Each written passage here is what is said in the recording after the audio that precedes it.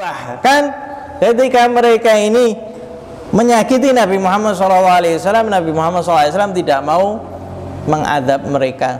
Ya, irhamu, ya Allah, ya apa namanya?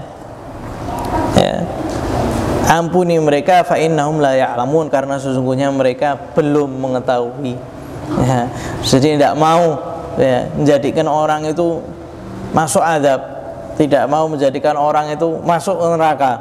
Kalau sebagian orang dakwah malah menjadikan beberapa orang itu masuk neraka. Kamu begini, ahlul bid'ah, neraka kamu. Kamu begini, neraka kamu. Ini bid'ah, tidak boleh, kamu neraka. Ini akhirnya menjadikan orang muslim masuk di neraka. Ini Nabi Muhammad SAW orang kafir sudah betul-betul nyakiti Nabi Muhammad SAW, memintakan Nabi Muhammad SAW memintakan ampunan kepada Allah Subhanahu Wa Taala, ya Allah, karena mereka itu tidak mengetahui.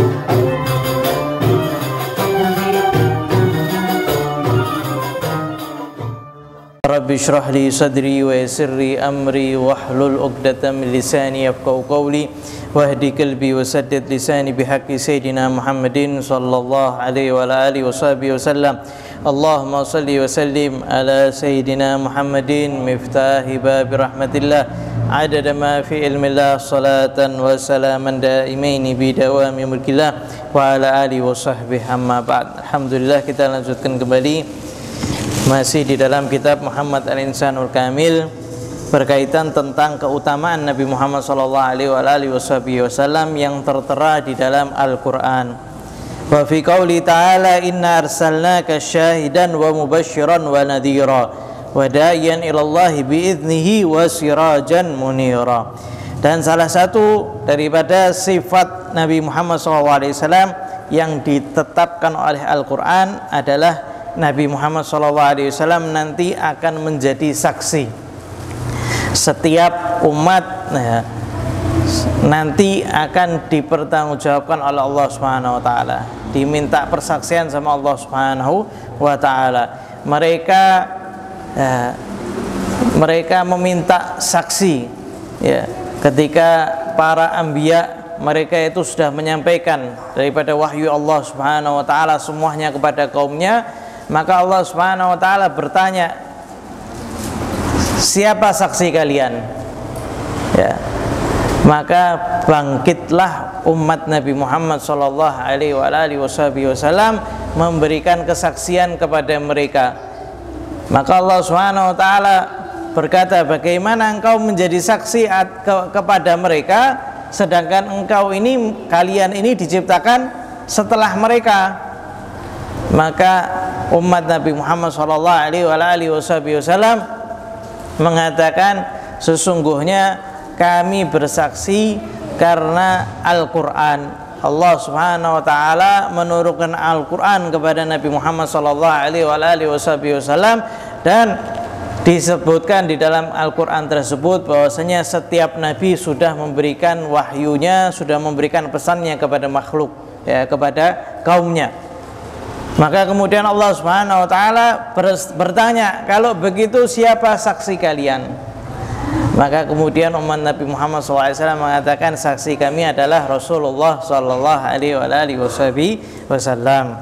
Ya, sehingga Nabi Muhammad SAW menjadi saksi. Inna arsalnaka syahidan, sesungguhnya kami mengutus kepadamu wahai Rasulullah SAW, wahai Muhammad bin Abdullah, syahidan, sebagai saksi. Ya. Wa mubasyiran wa nadhiran, dan kami utus engkau wahai Muhammad sebagai mubasyir, pemberi kabar gembira, wa nadhiran, sekaligus pemberi peringatan. Ya. Makanya Nabi Muhammad SAW mengatakan dalam hadisnya apa? Basyiru wa la tunaffiru. Ya.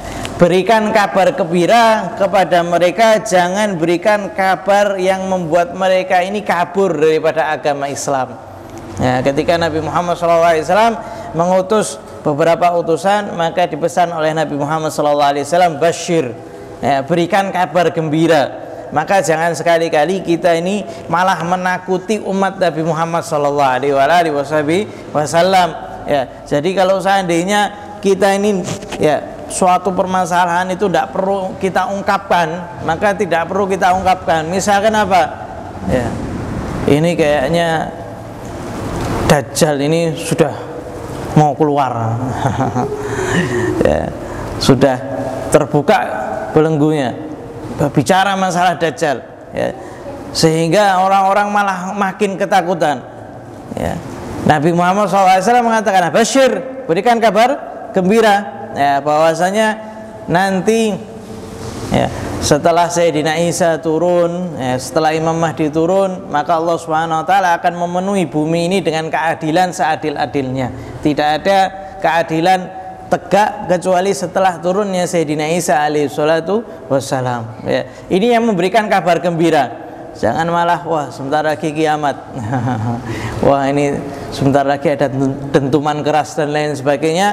Ya, itu bukan termasuk daripada, ya, cara dakwah Nabi Muhammad sallallahu alaihi wasallam. Karena dakwahnya Nabi Muhammad sallallahu alaihi wasallam itu memberikan bisyarah, memberikan kabar gembira, tabsyir, ya, ngasih kabar gembira kepada umat yang tujuannya supaya untuk semangat untuk beribadah. Jangan menakut-nakuti, kecuali ya kita memberikan peringatan bahwasanya riba ini haram, bahwasanya meninggalkan sholat nanti akan dipertanggungjawabkan oleh Allah Subhanahu wa taala. Barang siapa yang berzina, ya itu tidak ada masalah, karena itu memberikan peringatan, ya, bukan menakut-nakuti. Wada'iyan ilallahi biiznihi, dan Allah Subhanahu wa taala menjadikan Nabi Muhammad SAW dai ilallah, pengajak ke jalan Allah Subhanahu wa taala, biiznihi, dengan izin daripada Allah Subhanahu wa taala.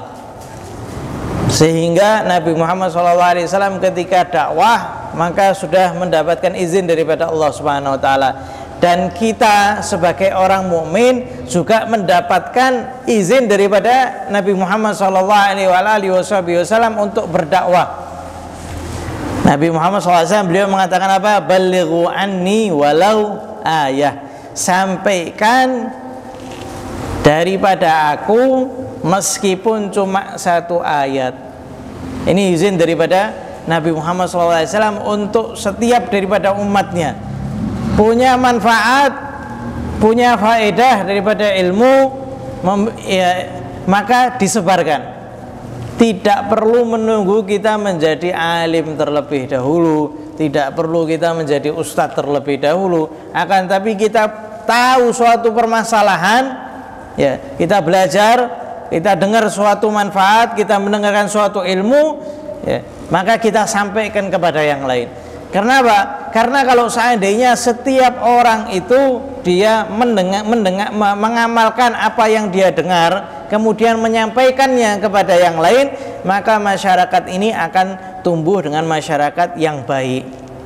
Tapi kalau seandainya tidak, setiap kita dengar manfaat, kita mengatakan, wah saya belum mengamalkan, saya tidak mau nyebarkan dulu, ya,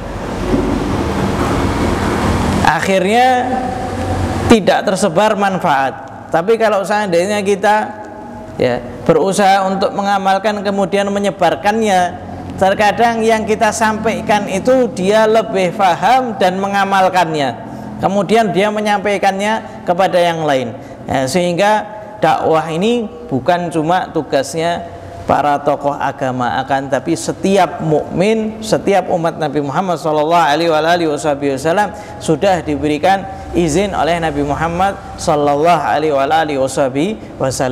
Da'iyan ilallah, mengajak kepada Allah Subhanahu wa taala, sehingga fokus kita ngajak orang kepada Allah Subhanahu wa taala, bukan ngajak kepada pemikiran kita, bukan ngajak kepada kelompok kita, bukan ngajak kepada yayasan kita, bukan ngajak kepada madrasah kita, bukan ngajak kepada majelis kita, akan tapi ngajak kepada Allah Subhanahu wa taala. Bagaimana orang ini supaya sadar, bagaimana orang ini yang tadinya jauh tidak sholat menjadi sholat, bagaimana orang yang tadinya kecewa dengan Allah Subhanahu wa taala tidak jadi kecewa. Karena berapa banyak orang yang kecewa sama Allah Subhanahu wa taala akhirnya jadi ateis, tidak percaya dengan Tuhan. Ya, ini yang perlu kita ajak kepada Allah Subhanahu wa taala. Ya, bagaimana yang tadinya dia itu termasuk yang tidak memperdulikan syariat, bagaimana dia ini supaya peduli dengan syariat. Ini dai ilallah, mengajak kepada Allah Subhanahu wa taala, bukan mengajak kepada kepentingannya, bukan mengajak kepada pribadinya.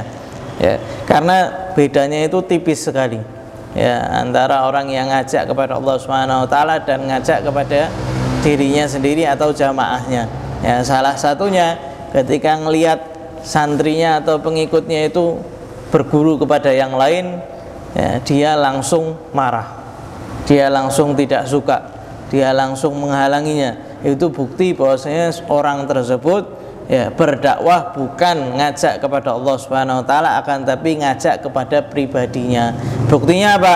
Ketika orang atau pengikutnya atau santrinya atau jamaahnya pergi ke ustadz yang lain, ya, maka dia langsung marah, ya. Padahal itu juga termasuk daripada menuntut ilmu. Kecuali kalau seandainya dia marahnya juga karena Allah Subhanahu wa taala. Santrinya pergi ke salah satu yang dikatakan ustadz dan kita tahu bahwasanya dia itu bukan termasuk ustadz yang baik untuk dijadikan pegangan, ya.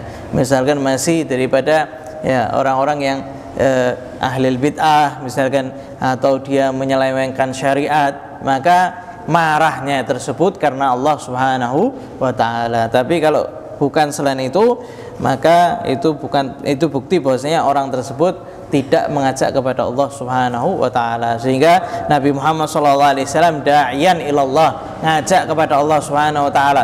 Maka ketika Abu Thalib pamannya mengatakan, wahai anakku, hendaknya kamu ini meninggalkan perkara dakwahmu ini, ya, karena sesungguhnya kaum Quraisy ini sudah berkali-kali datang kepadaku supaya kamu ini berhenti daripada dakwah.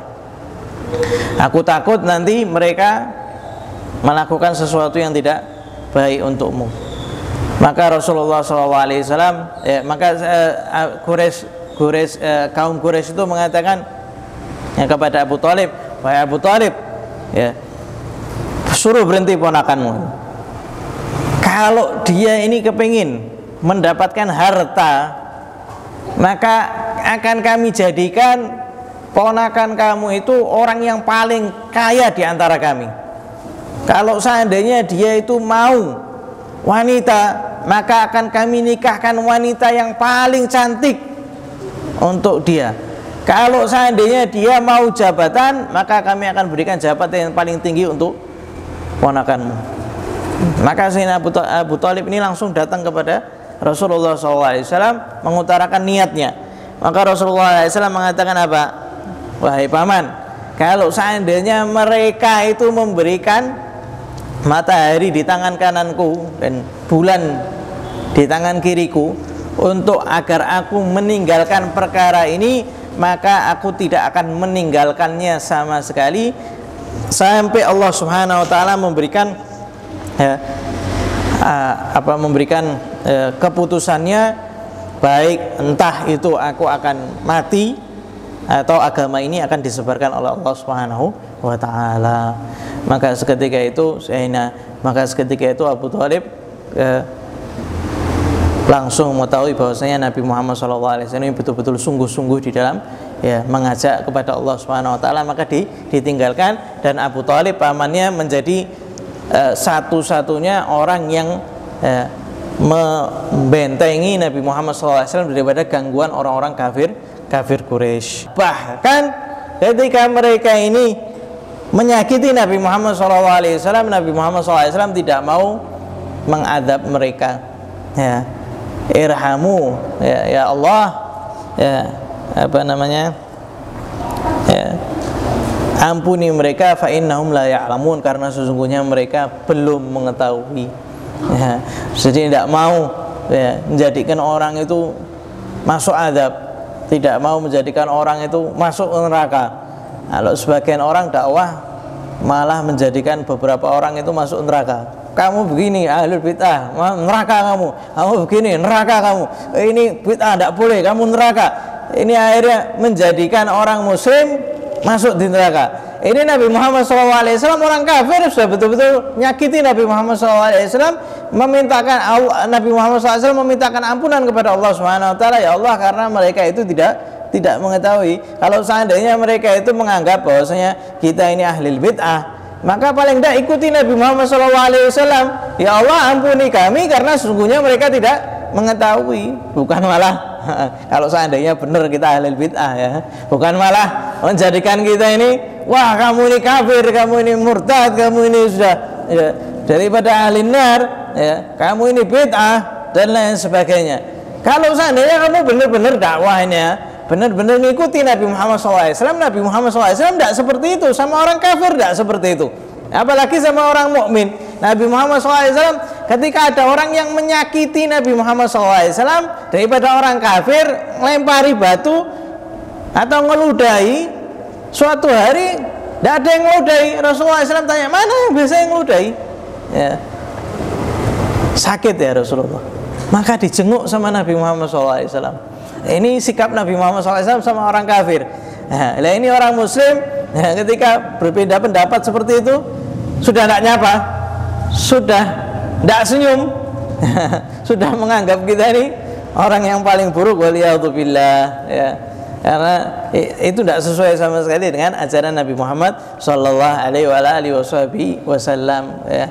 Karena orang kafir pun itu didoakan sama Nabi Muhammad SAW, ya Allah ampuni mereka karena mereka tidak mengetahui. Ya Allah, aku mengharap dari sulbi mereka, daripada keturunan mereka ada orang-orang yang beriman kepada Allah Subhanahu wa ta'ala.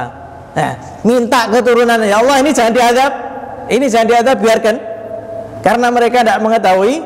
Tapi aku mengharap anak turun mereka nanti ada yang beriman kepada Allah Subhanahu wa ta'ala.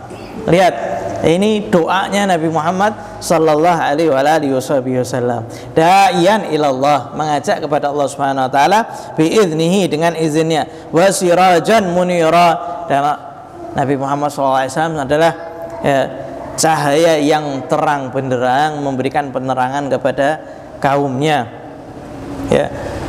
Qad ja'akum minallahi nur, telah datang kepada kalian sebuah cahaya, yaitu Nabi Muhammad sallallahu alaihi wasallam. Ya, sehingga kita hidup di dunia ini sudah tidak dengan prasangka lagi, yakin. Kita sudah tahu apa yang terjadi nanti. Mau kiamat kita sudah tahu bahwasanya Imam Mahdi nanti bakal turun, bahwasanya Sayyidina Isa ini bakal turun, bahwasanya kita ini akan menang lawan Bani Israel ya, bahwasanya nanti Allah Subhanahu wa taala menegakkan keadilan ketika di zaman Sayyidina Isa, bahwasanya Sayyidina Isa ini akan ya menunjukkan atau menerapkan syariat Nabi Muhammad sallallahu alaihi wasallam. Setelah itu ya, sekitar beberapa tahun baru kemudian muncul hari kiamat. Setelah hari kiamat kita tahu apa yang terjadi setelah hari kiamat, kapan dibangkitkan ya, kapan hari kiamat, kapan kita dibangkitkan, bagaimana keadaan di hari kiamat, apa yang harus kita lakukan, bagaimana kita melewati sirat, ada telaga Kautsar, Nabi Muhammad SAW nanti amal itu ditimbang, bagaimana timbangan itu semuanya kita ngelihat apa, dengan yakin, sehingga kita tidak bingung lagi. Sehingga ketika orang meninggal, habis meninggal ini ngapain ya? Oh nanti kamu akan dibalikkan ke dunia dengan tubuh yang lain. Wah, reinkarnasi. Ya itu cuma waham aja. Ya. Tapi kita alhamdulillah dikasih petunjuk sama Nabi Muhammad SAW.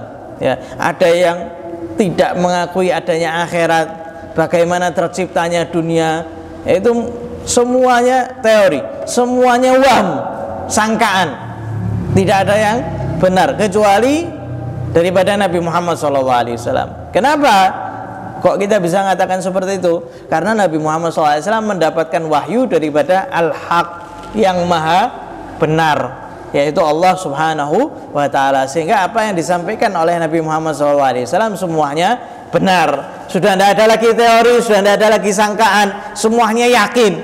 Makanya kita hidup ini tenang. Kalau seandainya kita kesusahan, apa yang kita lakukan? Ya Allah, ini dunia ini sebentar. Ya, kita sabar sebentar.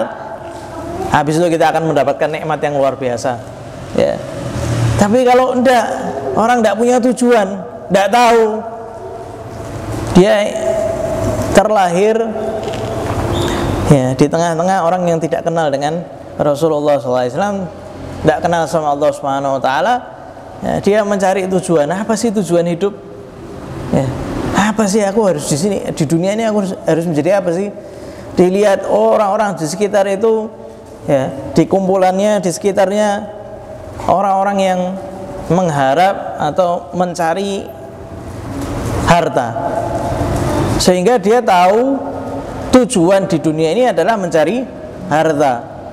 Maka dia berusaha mati-matian untuk mencari harta, untuk mencari pekerjaan, untuk ya sekolah supaya mendapatkan jabatan yang tinggi. Tapi ketika dia tidak mendapatkannya, apa yang terjadi? Wes lah, saya itu tidak mendapatkan tujuan saya di dunia. Ngapain saya hidup di dunia ini? Ya. Akhirnya apa? Bunuh diri. Berapa banyak itu orang-orang yang bunuh diri di Jepang itu, banyak sekali bunuh diri. Disebabkan karena tingkat pekerjaannya ekstrim, ya, harus tepat waktu dan lain sebagainya. Akhirnya banyak orang yang bunuh diri, waliyadzubillah, ya, sehingga mereka itu hidup ya di dalam, kita bisa kelihatan di dalam kegelapan, mereka tidak tahu tujuannya. Ya, kalau Muslim ya sudah tahu tujuannya, itu sudah tahu, ya, bagaimana Allah Subhanahu wa taala menetapkan rezeki, bahwasanya rezeki itu datang bukan karena pekerjaan kita, akan tapi Allah Subhanahu wa taala ngasih rezeki min haitsu la yahtasib bagi orang-orang mukmin, bagi orang-orang yang bertakwa. Makanya Nabi Muhammad SAW mengatakan apa? Jadikanlah kamu ini memegang ya, takwa itu sebagai tijarah, ya. Dagang kamu bid'ah, ya. Dagang kamu itu apa? Barang yang kamu pegang itu apa? Yang paling berharga apa? At-taqwa. Ya'tikumur rizq. Maka Allah Subhanahu wa taala akan mendatangkan rezeki untuk kalian bila bid'ah, tanpa barang dagangan. Ya, modal utamanya apa? Takwa. Allah Subhanahu wa taala akan menyuruh rezeki untuk datang kepada kita tanpa kita punya barang. Ya. Dari mana kalau misalkan orang mau cari pekerjaan atau orang mau mencari keuntungan, ya, tanpa barang dagangan, ya, mustahil. Kecuali takwa. Ketika kita ini takwa kepada Allah Subhanahu wa taala, maka rezeki datang. Ya'tikumur rizq. Rezeki itu yang datang kepada kalian. Ya, sehingga kita hidup di dunia ini dalam keadaan melek, tidak merem. Sebagian kaum merem sampai dia mencari, ada yang dikasih hidayah sama Allah Subhanahu wa taala sehingga dia itu melek, ya, sehingga dia itu tercerahkan. Makanya ketika orang kafir dia itu masuk Islam, maka dia merasakan nikmat yang tidak bisa untuk diungkapkan. Nah, kita ini mendapatkan nikmat yang luar biasa, ya, dari sejak lahir dalam keadaan Islam. Ya, maka yang itu adalah nikmat yang paling besar. Wa fi qoulihi jalla dzikru wallahu yashhadu innaka la rasuluh. Dan Allah Subhanahu wa taala berfirman, sesungguhnya Allah Subhanahu wa taala bersaksi bahwasanya engkau wahai Muhammad la rasuluh, adalah rasulnya. Kalau ilmunya Allah Subhanahu wa taala itu tidak didahului dengan kejahilan, tidak didahului dengan ketidaktahuan, sehingga Allah Subhanahu wa taala menurunkan Al-Qur'an bi ilmih, dengan ilmunya Allah Subhanahu wa taala. Wal malaikatu yashhadun, disaksikan juga dengan para malaikat. Wa kafa billahi syahida, dan cukup Allah Subhanahu wa taala sebagai saksi, sehingga Al-Qur'an, ya, disaksikan oleh Allah Subhanahu wa taala, disaksikan oleh para malaikat Allah Subhanahu wa taala. Wa min dzalika anna Allah akhbara annahu sallallahu alaihi wasallam mab'uts li kafatil khalqi. Ya. Kemudian Nabi Muhammad sallallahu alaihi wasallam juga seorang nabi yang diutus untuk seluruh makhluk. Setiap daripada nabi atau rasul biasanya diutus untuk kaumnya, kecuali Nabi Muhammad SAW. Maka Nabi Muhammad SAW itu diutus untuk setiap makhluk, ya, mau yang di barat atau yang di timur, mau yang di Arab atau yang di Cina, mau yang putih atau yang hitam, itu semuanya umat Nabi Muhammad Sallallahu Alaihi Wasallam. Ya, sehingga yang bisa mempersatukan antar umat itu hanya Nabi Muhammad Sallallahu Alaihi Wasallam. Aus wal Khazraj itu mereka perang tahunan. Akan tapi kemudian ketika Nabi Muhammad SAW hijrah ke Madinah, langkah pertama yang dilakukan oleh Nabi Muhammad SAW itu apa? Mempersaudarakan, ya, antara Aus dan Khazraj, ya. Kemudian mempersaudarakan antara Ansar wal Muhajirin. Seketika itu juga Aus dan Khazraj sudah tidak perang lagi, ya. Dan yang bisa mempersatukan antara orang putih sama orang hitam hanya Nabi Muhammad Sallallahu Alaihi Wasallam. Lihat sampai tahun 2000, ini 2000 berapa? 2020-an, ya. Itu sekarang sampai sekarang mereka tidak bisa mempersatukan kulit putih sama kulit hitam. Nah, kecuali di mana? Kecuali Islam di Mekah ketika tawaf itu, yang putih tawaf, yang hitam tawaf di masjid. Yang putih masuk masjid, yang hitam juga masuk masjid, tidak ada perbedaan sama sekali, ya. Tapi mereka coba tunjukkan, ya, ilmu mereka, teori mereka, kemodernan mereka. Coba suruh nyatukan antara orang putih sama orang hitam. Mereka tidak pernah bisa, tidak pernah berhasil sampai tahun 2020, ya. Kecuali Nabi Muhammad Sallallahu Alaihi Wasallam, ya. Sehingga Nabi Muhammad SAW diutus untuk ke seluruh makhluk, ya. Kafah, semuanya, seluruhnya. Qul ya ayuhan nas inni rasulullahi ilaikum jami'an, ya. Nabi Muhammad SAW di dalam firman-Nya, Qul, katakan wahai Muhammad, ya ayuhan nas, wahai orang-orang, ini Rasulullah ilaikum, sesungguhnya aku adalah utusan Allah Subhanahu wa taala ilaikum, kepada kalian, jami'an, seluruhnya, ya. Mau bangsa apapun itu diutus, Nabi Muhammad SAW diutus kepada mereka, bangsa Arab, bangsa Persia, bangsa Mongol, semuanya. Wa qaulu ta'ala wa ma arsalnaka illa kafatan linnas, dan tidaklah aku mengutus, ya, mengutusmu wahai Muhammad illa kafatan linnas, kecuali untuk ke seluruh manusia, seluruh lapisan masyarakat, seluruh jenis masyarakat, seluruh yang ada di alam ini. Setelah Nabi Muhammad SAW diutus, maka itu termasuk umat Nabi Muhammad Sallallahu Alaihi Wasallam. Sehingga umat Nabi Muhammad SAW terbagi menjadi dua macam, umat ijabi sama umat dakwah. Umat ijabi yaitu umat yang sudah menjawab seruan Nabi Muhammad SAW sehingga mereka masuk Islam, ya. Sekarang kita ini ummah ijabi, ya. Adapun ummah dakwah yaitu umat Nabi Muhammad SAW yang mereka belum menjawab panggilan Nabi Muhammad SAW, yang kita umat Nabi diperintahkan untuk berdakwah, mendakwahi mereka, ya. Sehingga sekarang itu semuanya umat Nabi Muhammad SAW, baik yang muslim maupun yang kafir. Hanya saja ketika dia kafir, dia menjadi umat dakwah. Kalau seandainya dia sudah masuk Islam, maka dia menjadi umat ijabi, ya. Kalau seandainya dari Islam dia murtad, maka dari umat ijabi kembali ke umat dakwah, ya. Sehingga semuanya umat Nabi Muhammad sallallahu alaihi wasallam. Wa min dzalika anna Allah Ta'ala akhbara annahu ja'alahu kulluhu rahmatan faqala inna arsalnaka illa wa ma arsalnaka illa rahmatan lil alamin, ya. Dan Allah Subhanahu wa taala juga mengabarkan bahwasanya diutusnya Nabi Muhammad sallallahu alaihi wasallam kepada makhluk itu sebagai rahmat. Wa ma arsalnaka illa rahmatan lil alamin, dan kami tidaklah mengutus engkau wahai Muhammad kecuali sebagai rahmat untuk seluruh alam, ya. Sehingga apa rahmatnya orang kafir, ya. Kalau kita sudah tahu, ya, orang muslim mendapat rahmat daripada Allah Subhanahu wa taala melalui Nabi Muhammad SAW, sudah jelas bahwasanya nanti Nabi Muhammad SAW akan memberikan syafaat kepada kita.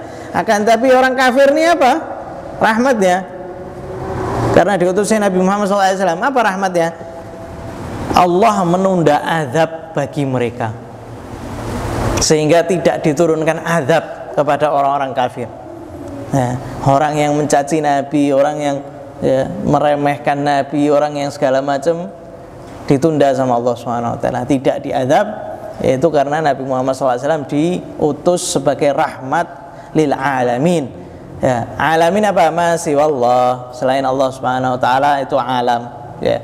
Seluruh daripada makhluk mendapatkan rahmat ketika diutusnya Nabi Muhammad sallallahu alaihi wasallam. Semoga Allah Subhanahu wa taala menjadikan kita termasuk yang mendapatkan cahaya Nabi Muhammad sallallahu alaihi wasallam, sehingga sunnah Nabi Muhammad sallallahu alaihi wasallam, cahaya Nabi Muhammad sallallahu alaihi wasallam masuk di hati kita, sehingga hati kita termasuk hati yang terang, hati yang lapang. Dan semoga Allah Subhanahu wa taala menjadikan kita termasuk yang memiliki sifat takwa, dijadikan kita termasuk yang mendapatkan takwa sebaik-baik takwa, dijadikan kita termasuk orang yang bertakwa. Semoga Allah Subhanahu wa taala meningkatkan takwa kita, dan semoga Allah Subhanahu wa taala menjadikan kita termasuk yang menghidupkan sunnah Nabi Muhammad SAW, termasuk yang berjuang untuk bersama Nabi Muhammad SAW. Semoga Allah Subhanahu wa taala menjadikan kita termasuk umat Nabi Muhammad SAW yang menggembirakan Nabi Muhammad SAW, menyenangkan hati Nabi Muhammad SAW. Semoga Allah Subhanahu wa taala memberikan taufik sehingga lisan kita selalu bersolawat kepada Nabi Muhammad sallallahu alaihi wasallam. Semoga Allah Subhanahu wa taala memberikan anugerah kita berupa berjumpa dengan Nabi Muhammad sallallahu alaihi wasallam di mimpi kita, ketika kita sakaratul maut, ketika kita mau meninggal, ketika di alam barzakh, ketika kita mau melewati sirat. Dan semoga Allah Subhanahu wa taala mengumpulkan kita bersama di dalam surga Firdaus ma'an nabiyyin wasiddiqin wasyuhada'i wassalihin. Dan semoga Allah Subhanahu wa taala mengakhiri usia kita dalam keadaan husnul khatimah, mudah mengucapkan kalimat la ilaha illallah inda sakaratul maut. Ya Allah biha, ya Allah biha, ya Allah bismil khatimah, ya Allah biha, ya Allah biha, ya Allah bismil khatimah, ya Allah biha, ya Allah biha, ya Allah bismil khatimah. Sallallahu alaihi sayyidina Muhammadin nabiyil ummi wa ala alihi wasallam. Walhamdulillahi rabbil alamin.